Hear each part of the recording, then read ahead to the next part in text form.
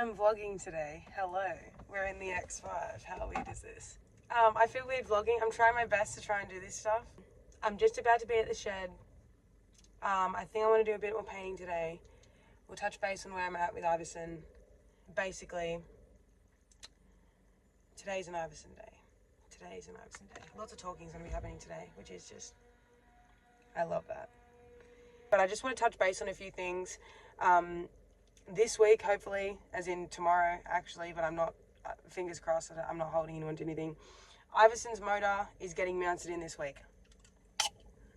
All the fellow mechanics out there would know, you can't just bolt a motor in. It has to be at a certain degree, at a certain angle, for it to run right, no matter what motor it is. Diesel, petrol, BMW, Holden, doesn't matter. Every motor has their angle point they need to be mounted at. So, the reason IVASON's motor hasn't been mounted in until kind of now time is it's not a simple job. The M57 N2 is a lot different setup. Obviously, it's a turbo diesel. IVASON was an M50 B20 non-Vanos, which mounted to the base of the subframe. Now, IVASON's motor, which is now an M57, also mounts to the subframe of an E60, which is what it came out of. So, being that my E34 is steering box, not rack and pinion, my E60 was, it would be a whole K-frame swap. Now, I didn't do that. I pulled the whole box, the motor and box out, and scrapped the car with a K-frame in the front end. Now, I'll show you when I get to the shed, but the setup is a whole lot different. There's a whole different setup. I've also shaved the engine bay of IVASON, where in the engine bay of Misunderstood, it was just a stock engine bay with an M57 in it. There's a lot to it, and it's not that simple, and it's been a long time coming, but I'm hoping we get it mounted in this week to actually get everything else rolling. Because once the motor's mounted in, it's kind of all steam ahead. Now, there's a few other things that have been brought up to my attention. Basically, I have a standalone system for my ECU and an ECU standalone harness as well for my skid car for IVASON. Now, with that standalone ECU, I need a Haltech IC7 dash unit to run my car, including a CAN bus module through the, Fusion Fab's CAN bus module as well. So there's about another $2,000 that need to be thrown at this car before it can even run.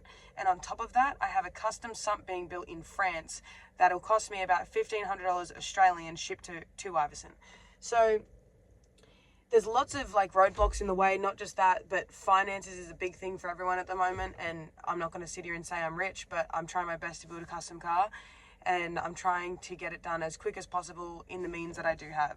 I am just one person, and I never really thought IVASON would get as far as he has, but he definitely has, and I can't be happier.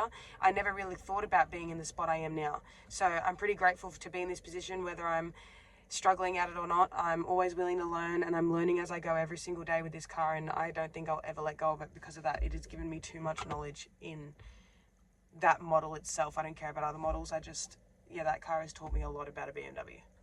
Everything in the E34 is a manual setup compared to what I would consider the E60. The E60, a lot of its functions were automatic, and had buttons for and all that type of stuff, where IVASON was it's an older car. It's a 1991, and the standards for that were a lot lower, but they're still luxury. So everything in the car is a lot simpler for me to modify to make a personalized vehicle, whereas the E60 wasn't at that compatible kind of platform for me to be able to do that. So that is kind of why I'm with IVASON. I've wanted to answer that question. I've been asked that question a lot, is why did I even pull it out of Misunderstood? Why did I even pull out the motor out of Misunderstood and build this skid car? It's because the platform varies.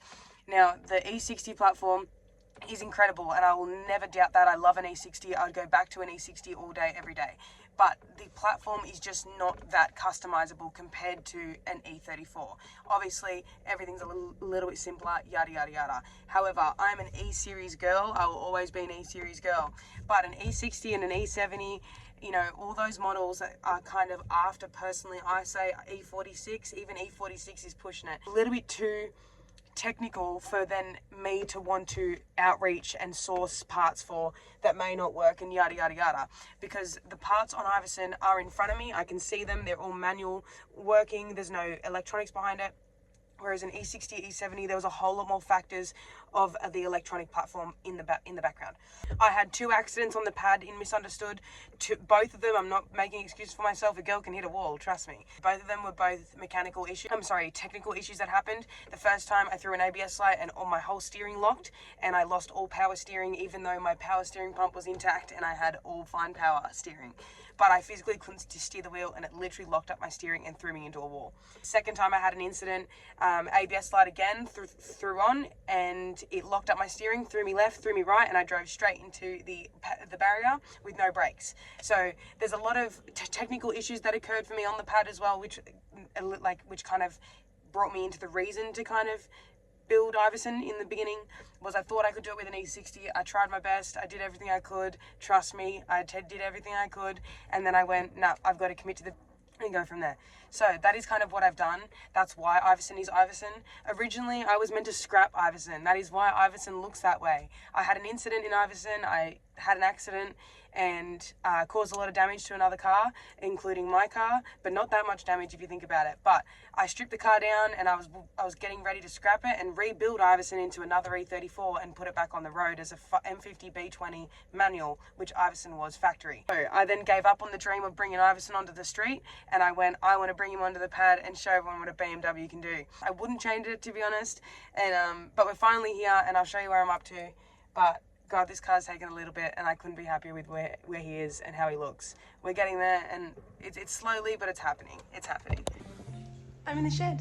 Hello.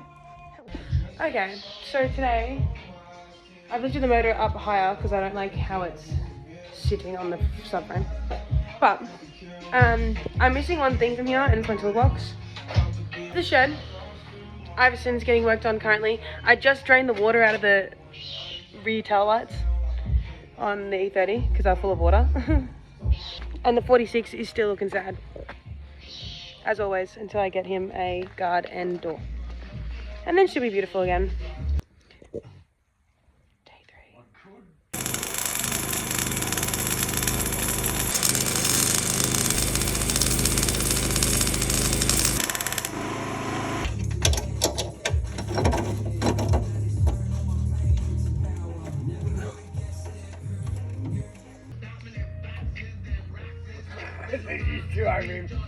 I'm doing that in my own head while I've got to be a bit more accurate, see? I want to hear it, I fear it, I shrug.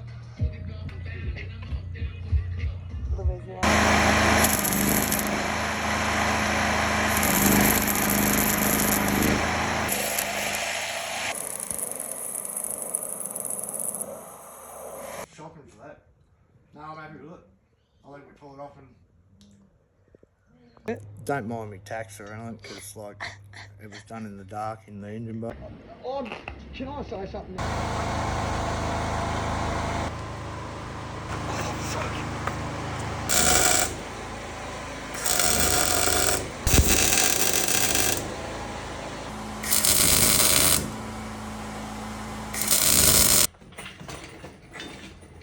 This is for the vlog.